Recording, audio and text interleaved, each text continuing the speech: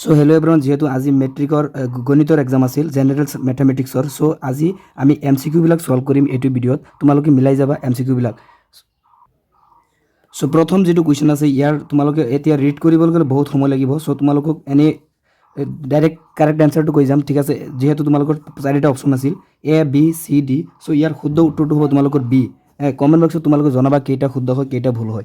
So এতিয়া আমি 2 নম্বৰত আহিছোঁ। সো 2 নম্বৰত তোমালোকৰ যেটো দিছে তলৰ কোনটো এটা অপৰিমেয় সংখ্যা নহয়। সো ইয়াৰ শুদ্ধ উত্তৰটো হ'ব তোমালোকৰ C, ঠিক আছে। তোমালোকে মিলাই মিলাই গৈ থাকিবা। তাৰপিছত 3 নম্বৰটো চোৱা। 3 নম্বৰ যেটো আছে তোমালোকৰ 3 নম্বৰৰ কাৰেক্ট এনসাৰটো হ'ব তোমালোকৰ D, ঠিক আছে। 3 নম্বৰটো কাৰেক্ট এনসাৰ হ'ব D। তাৰপিছত 4 নম্বৰটো চোৱা। সো 4 নম্বৰৰ তোমালোকৰ 4 নম্বৰ কাৰেক্ট এনসাৰ হ'ব D, ঠিক আছে। 4 নম্বৰ কাৰেক্ট এনসাৰ হ'ব তোমালোকৰ D। তাৰপিছত 5 নম্বৰটো চোৱা। সো 5 নম্বৰ তোমালোকৰ 5 নম্বৰ কাৰেক্ট এনসাৰ হ'ব তোমালোকৰ B, ঠিক আছে। 5 নম্বৰ তোমালোকৰ কাৰেক্ট এনসাৰ কোনটো হ'ব? B। সো শুদ্ধ বিকল্পটো বাছি ওলাই এইটো হ'ব B, ঠিক আছে। 5 নম্বৰটো B। সো এতিয়া আমি 6 নম্বৰত আহিলোঁ। সো 6 নম্বৰৰ তোমালোকৰ কাৰেক্ট এনসাৰটো হ'ব তোমালোকৰ কাৰেক্ট এনসাৰটো হ'ব D, ঠিক আছে। 6 নম্বৰৰ কাৰেক্ট এনসাৰটো তোমালোকৰ D। তাৰপিছত 7 নম্বৰত আহিলোঁ। সো 7 নম্বৰত তোমালোকৰ 7 নম্বৰ কাৰেক্ট এনসাৰ হ'ব তোমালোকৰ D। তোমালোকে লগে লগে মিলাই যাবা কেইটা তোমালোকৰ শুদ্ধ হৈছে কেইটা ভুল হৈছে। সো তোমালোকে কমেণ্ট বক্সত নিশ্চয় জনাবা, আশা থাকিল। তাৰপিছত 8 নম্বৰটো হৈছে। সো 8 নম্বৰ তোমালোকৰ, ঠিক আছে। 8 নম্বৰটো হ'ব তোমালোকৰ A। 8 নম্বৰটো হ'ব তোমালোকৰ A। তাৰপিছত 9 নম্বৰ। সো 9 নম্বৰ মই যেহেতু কুৱেশ্যনবিলাক ডাইৰেক্ট এনসাৰবিলাক কৈ আছোঁ, কাৰণ যেহেতু ভিডিঅ'টো বহুত লং হৈ যাব। সো তোমালোকৰ চাবহে লাগে কোনটো ৰাইট হৈছে কোনটো ৰং হৈছে। সো ডাইৰেক্ট তোমালোকে কৈ আছোঁ। সো ইয়াত তোমালোকৰ C হ'ব। ইয়াৰ 9 নম্বৰ যেটো তোমালোকৰ আছে সেইটো কাৰেক্ট এনসাৰ হ'ব তোমালোকৰ C, ঠিক আছে। 9 নম্বৰটো C। তোমালোকে কমেণ্ট বক্সত জনাবা কোনটো দিছা। কেইটা 45ৰ ভিতৰত 45 হৈ কিনে তোমালোকৰ কেইটা ভুল হয় কেইটা শুদ্ধ হয় তোমালোকে কমেণ্ট বক্সত নিশ্চয় জনাবা। এতিয়া আহিলাম 10 নম্বৰত। সো 10 নম্বৰৰ তোমালোকৰ যেটো কুৱেশ্যন আছে, সো ইয়াৰ তোমালোকৰ শুদ্ধ উত্তৰটো হ'ব A, ঠিক আছে। 10 নম্বৰটো শুদ্ধ উত্তৰটো হ'ব তোমালোকৰ A। তাৰপিছত 11 নম্বৰটো চোৱা। সো এটা চিত্ৰ দি দিছে, ইয়াত MCQ দি দিছে। সো তোমালোকৰ ইয়াত তোমালোকৰ শুদ্ধ উত্তৰটো কোনটো হ'ব? 11 নম্বৰটো হ'ব তোমালোকৰ B, ঠিক আছে। 11 নম্বৰ তোমালোকৰ কোনটো হ'ব? B। তাৰপিছত 12 নম্বৰটো চোৱা। সো 12 নম্বৰৰ যেটো তোমালোকৰ কুৱেশ্যন আছে, সো ইয়াৰ শুদ্ধ উত্তৰটো হ'ব D, ঠিক আছে। তোমাৰ 12 নম্বৰ শুদ্ধ উত্তৰটো হ'ব D। তাৰপিছত 13 নম্বৰটো চোৱা। 13 নম্বৰ। সো 13 নম্বৰ সলিউশ্যনটো 13 নম্বৰটো হ'ব তোমালোকৰ B, ঠিক আছে। 13 নম্বৰটো হ'ব B। তাৰপিছত 14 নম্বৰটো চোৱা। 14 নম্বৰ যে প্ৰথম 8টা মৌলিক সংখ্যাৰ মধ্যমা হ'ল। সো তোমালোকৰ কিমান? 14 নম্বৰৰ শুদ্ধ উত্তৰটো হ'ব B, ঠিক আছে। 14 নম্বৰৰ B হ'ব। তাৰপিছত 15 নম্বৰটো আহিলোঁ। সো 15 নম্বৰত তোমালোকৰ যেটো আছে, সো 15 নম্বৰৰ শুদ্ধ উত্তৰটো হ'ব তোমালোকৰ C, ঠিক আছে। 15 নম্বৰ শুদ্ধ উত্তৰ হ'ব C। তাৰপিছত 16 নম্বৰ। সো ডাইৰেক্ট মিলাই যোৱা তোমালোকে যে কেইটা ভুল হৈছে কেইটা শুদ্ধ হৈছে। সো এতিয়া আমি 16 নম্বৰত আহিলোঁ। সো 16 নম্বৰত তোমালোকৰ শুদ্ধ উত্তৰটো হ'ব A, ঠিক আছে। 16 নম্বৰৰ শুদ্ধ উত্তৰটো হ'ব A।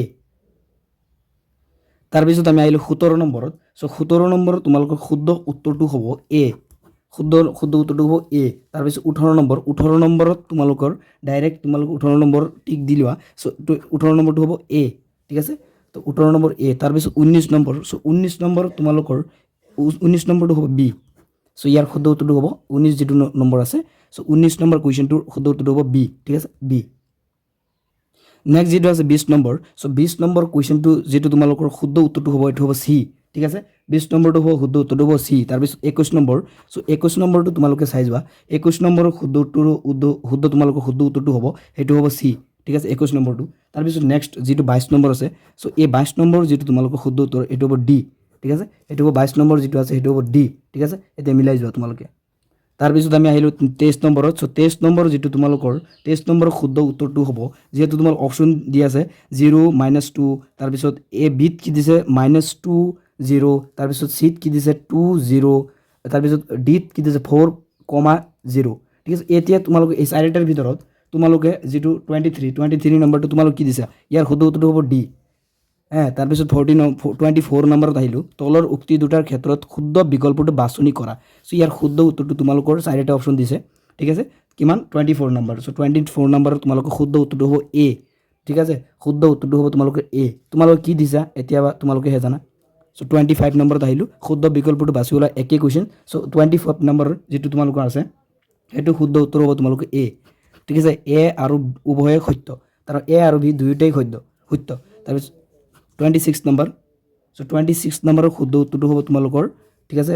26 নম্বৰৰ শুদ্ধ উত্তৰটো হ'ব D, ঠিক আছে, D। কোনটো হ'ব? D।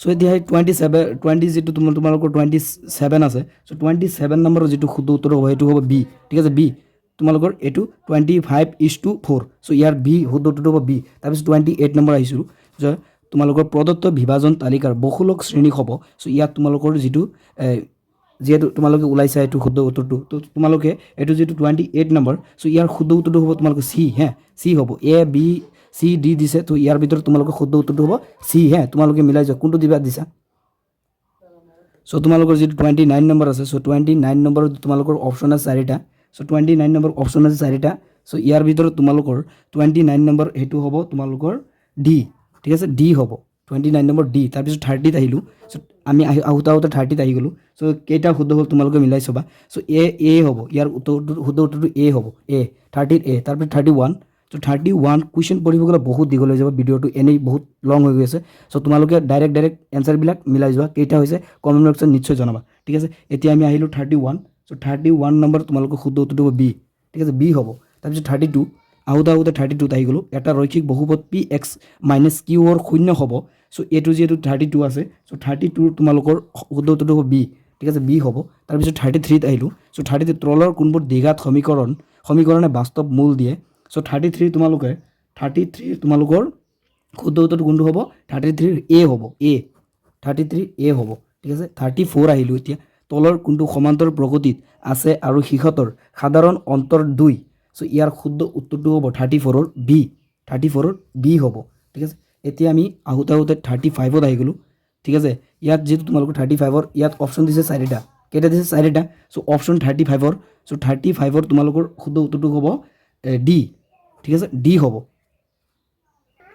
তোমালোকৰ জলদি মিলাই যোৱা 36 হ'ব 36 আমি স্পীডত গৈ যাম 36 হ'ব বি ঠিক আছে 36 বি হ'ব তাৰপিছত 37 তো 37 তোমালোকৰ 37 হ'ব তোমালোকৰ বি 37 বি তাৰপিছত 38 চ' 38 তোমালোকৰ 38 হ'ব চি ঠিক আছে 38 তোমালোকৰ চি হ'ব 13.5 সেণ্টিমিটাৰ চ' তাৰপিছত 39 চ' 39টো তোমালোকে চোৱা চ' 39টো তোমালোকৰ শুদ্ধ উত্তৰটো হ'ব 39ৰ চি হ'ব তোমালোকৰ 39ৰ চি চ' 38টো চি 39ও চি তাৰপিছত 40 আহিলোঁ চ' 40 তোমালোকৰ শুদ্ধ উত্তৰটো হ'ব ডি 40 তোমালোকৰ শুদ্ধ উত্তৰটো হ'ব ডি তাৰপিছত 41 চ' 41ত তোমালোকৰ 41 কোনটো হ'ব বি হ'ব ঠিক আছে -5 বি হ'ব 42 আহিলোঁ চ' তোমালোকৰ 42 যিটো আছে চ' ইয়াৰ শুদ্ধ উত্তৰটো হ'ব বি ঠিক আছে 42 তোমালোকৰ যিটো আছে সেই তাৰ শুদ্ধ উত্তৰটো হ'ব বি হ'ব বি এতিয়া চোৱা তোমালোকৰ মাত্ৰ 42 কৰিলোঁ এতিয়া আমাৰ বেছি নাই 3টামান বাকী আছে চ' 43 স্পীডত গৈ আছোঁ 43 হ'ব তোমালোকৰ ডি 5 সেণ্টিমিটাৰ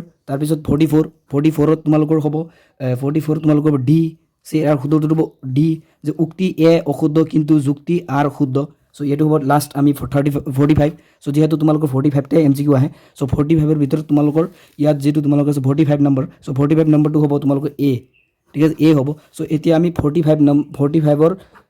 45টা MCQ কৰিলোঁ চ' আই হোপ 45ৰ ভিতৰত 45টো তোমালোকৰ কাৰেক্ট হৈছে চ' কমেণ্ট বক্সত নিশ্চয় জনাবা 45টাৰ ভিতৰত কেইটা হৈছে আৰু কুৱেশ্যন হাৰ্ড আহিছে নে ইজি আহিছে তোমালোকে 45ৰ ভিতৰত কেইটা তোমালোকৰ হৈছে চ' কমেণ্ট বক্সত নিশ্চয় জনাবা থেংকছ ফৰ ৱাচিং